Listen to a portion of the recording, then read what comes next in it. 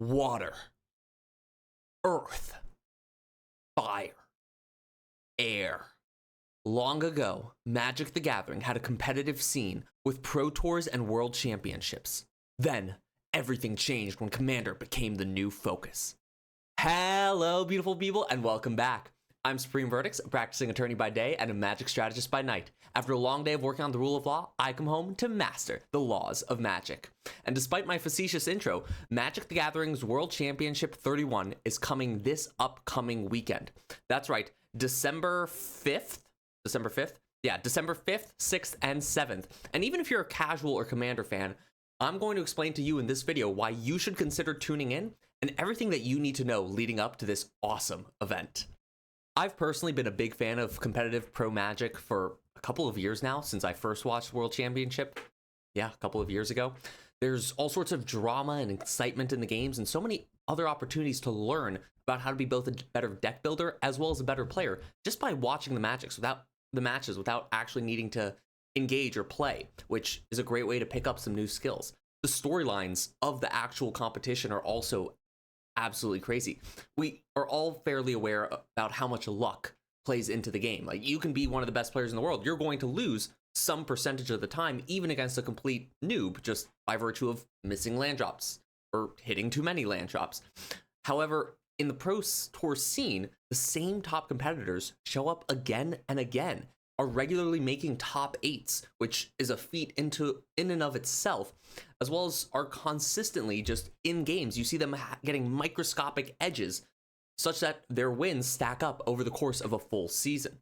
This is also a great opportunity to get just a snapshot of the state of Magic the Gathering. While, yes, the Pro Tours are often very focused on Standard and Draft, and there has been a couple of modern ones recently, the direction of the metagame and some of the fringe decks that we see still being played really speaks into where Magic strategy is headed as a whole. Like how much faster it is getting, how much more reliance we have on combos, what the different thought processes are on what constitutes a good 2-drop these days. There's also all sorts of gameplay decisions and considerations that any player at any level can watch a game and view. This one's a little bit of a silly example, but I remember one of my first games that I watched, this was actually like 3 years ago, because it was the Rakdos Midnight Hunt mid-range decks, or the Grixis Midnight Hunt mid-range decks against the Esper decks at the time. But just watching one of the players come up, and he had all of his tokens together, such that whenever he cast a creature, he knew his deck, he would have the token available and ready.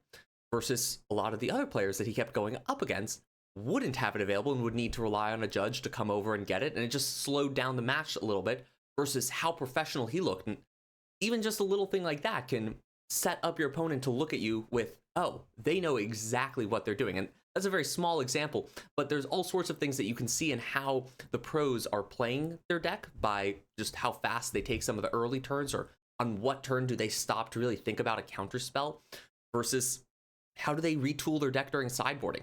Some crazy sideboarding where a whole deck's plan is taken apart just to turn into a completely other deck.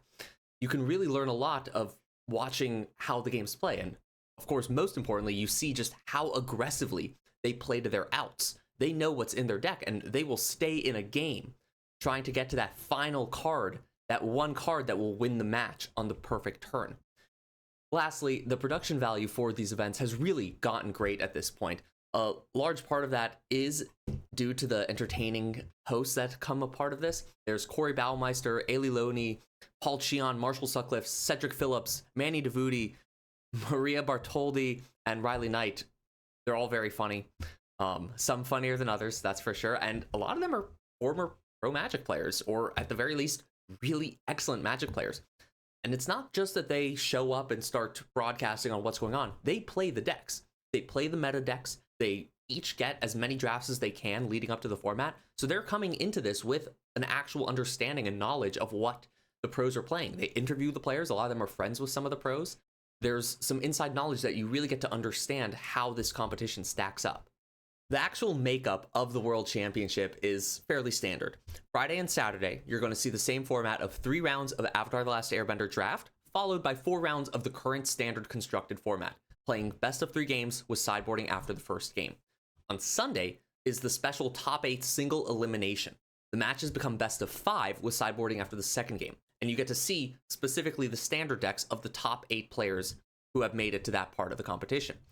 All of them, all 128 players that were currently invited, are playing for a total of $1 million in prizes that are up for grab. I believe first place gets $100,000, with it getting lower after that, although each player participating does get $4,000. Additionally, players who make it to the top 8, which, like I said earlier, is a feat in and of itself, there's so much variance in Magic. To be able to just get to the top 8 shows that you are a contender for first place. Now, I get it, of course, yeah, you're a contender, but it means you're playing and the deck you brought were the correct choices in the course of the metagame. But the members of the top 8 will receive invitations to each Pro Tour and the World Championship of the upcoming season.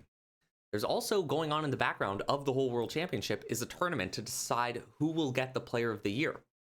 I keep saying this. Winning in Magic has a certain amount of luck involved, and that's one of the reasons a top 8 spot is so coveted, but the Player of the Year award is unique in its own way. It goes to the competitor with the most Player of the Year points at the end of the season based on their results across the entire season.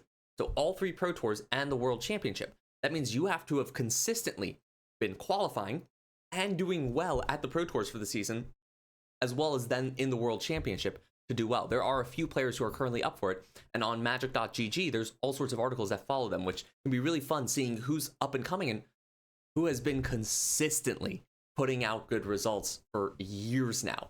Of course, the talk of the town is going to be the standard metagame. Now that Vivi, Proph's Eidetic Memory, and Screaming Nemesis have all been banned, along with the powerful suite of new cards from Avatar: The Last Airbender, we're hoping to see some interesting shakeups to the standard metagame. There's already been some whispers of course, the Simic Ouroboroi deck, as well as Dimir Tempo just slowly taking over. Official deck lists are going to be locked in on Wednesday, December 3rd, with the metagame breakdown being published and looked at statistically the very next day.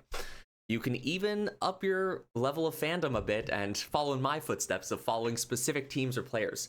The teams are groups of players that all test together. They're drafting together a bunch in order to sharpen their skills against each other and start ranking what cards they think will be the most powerful in the draft format, as well as trying out new decks, attempting to predict what the metagame will be, and is there a deck they can craft that breaks open that metagame and gives their team as a whole the best chance of winning.